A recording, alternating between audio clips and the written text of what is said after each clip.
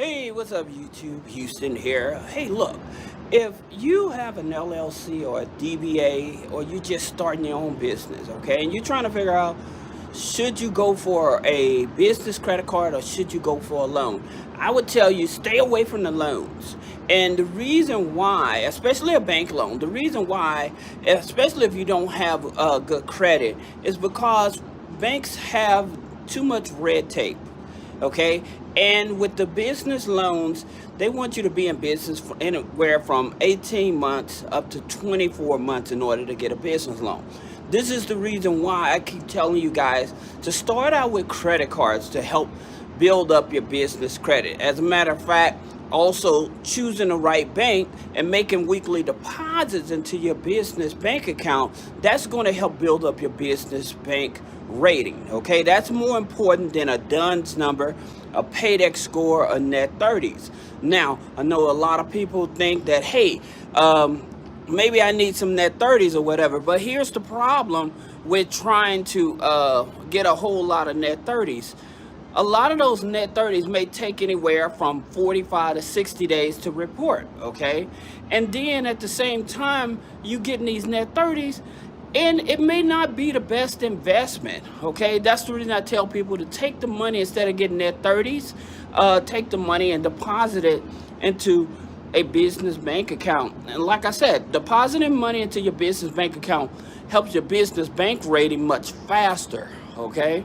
It helps build it up much faster. So deposit anywhere from $25 to maybe $25 minimum and up on a weekly basis. That help build up your business bank rating much faster. Now, let's talk about some of these business credit cards that if you're starting out as a startup and you're trying to build up to get more funding and stuff. So say that you are a restaurant or you are getting into real estate. Now with those type of companies, I've told you guys, those are high risk type of companies. So you definitely want to take a look at changing your NAICS code, okay?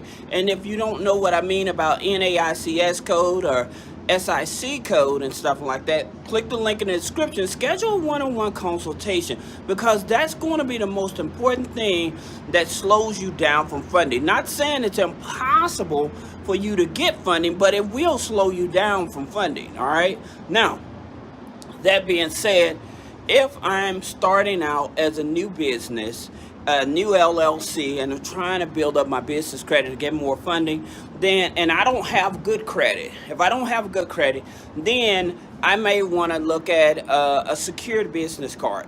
One of the secured business cards I may want to look at is TIFL. TIFL, you can start that business card with like $500 secured.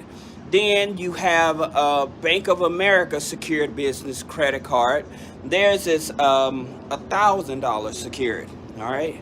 Now, going from those secured cards to unsecured cards, you want to start with Capital One. Capital One Spark business credit card, the gold one, okay? Because the minimum credit score, and you heard me say it in multiple videos, is that all you need is a 580 credit score. Now, another thing about Capital One that I've stated to people as well, say that you had a Capital One personal credit card and that relationship went bad.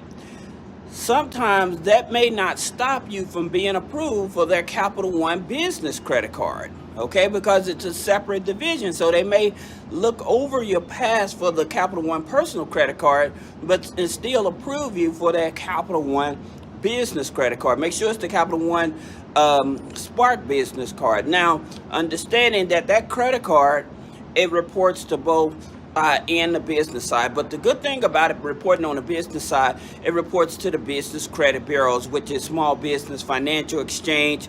It reports to Dun & Bradstreet, Equifax, and Experian. So that's going to help build up your business credit. Also, that Bank of America card that I told you about, that reports to Small Business Financial Exchange, and that information is shared with Dun & Bradstreet as well.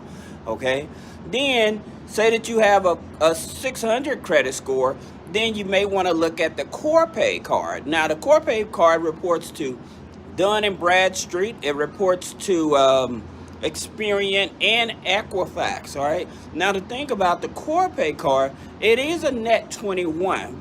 It's a hard pull Experian, but a 600 credit score is all you need. All right, so that's definitely a good credit card to start with.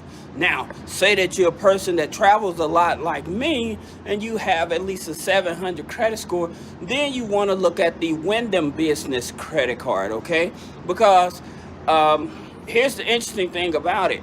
With the Wyndham Business credit card, all right, it's through Barclays, it's TransUnion, FICO 8, all right? But the interesting thing about this business credit card, once you get this credit card, you spend at least $2,000, you get automatic elite status. So that way, say like I'm saying, I'm in Vegas and stuff, hotels and stuff, you get automatic upgrades and stuff. All right, so that's the reason you probably want to, especially if you're a traveler like I am, because I travel pretty much every month out. But that's a card you definitely want to get. Now, American Express. Let's talk about American Express. The American Express that I probably would start with, especially if you have an Amazon business, is the Amazon American Express card. Now, the reason is because if you're starting a business on Amazon with the American Express card, okay, it can be a soft pull if you have an existing credit card with American Express. Now, I've told you, with American Express has their new qualification system where you don't have to have an account, but you can actually pre-qualify for credit cards. Now, once you get that first credit card, then you apply for the Amazon business credit card. Now, that being said, say that you have an e-commerce business or you have a business that you're doing $3,000 plus a month.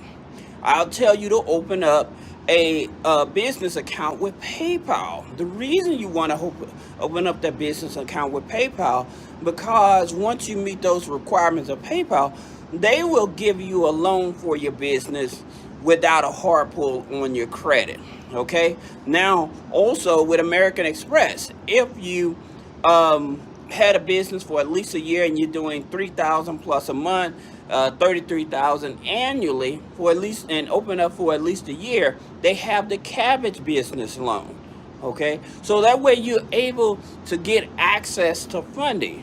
Like I said, if you're a new startup, one of the bigger things that you want to do is make sure that you have weekly deposits going into your business bank account. So that would be with Chase Bank. You would also look at Capital One. You would also look at Citibank, American Express. You can use U.S. Bank, but a lot of people, they'll open up banks with the community banks, but they don't report to the business credit bureaus, as well as the credit unions like Navy Federal. Yes, it's easy to get a business credit card and a business line of credit with Navy Federal, but they don't report to the business credit bureau. So you're making those deposits and stuff for at least 90 days. That would help you qualify for a business credit card, business line of credit with Navy Federal. But again, in terms of helping you build up your business credit file, it does not. All right. So this is Houston with Three-Way Funding. If you have any other questions about business credit funding, personal credit funding, or removing negative items off of your credit report, click the link in the description. Thank you.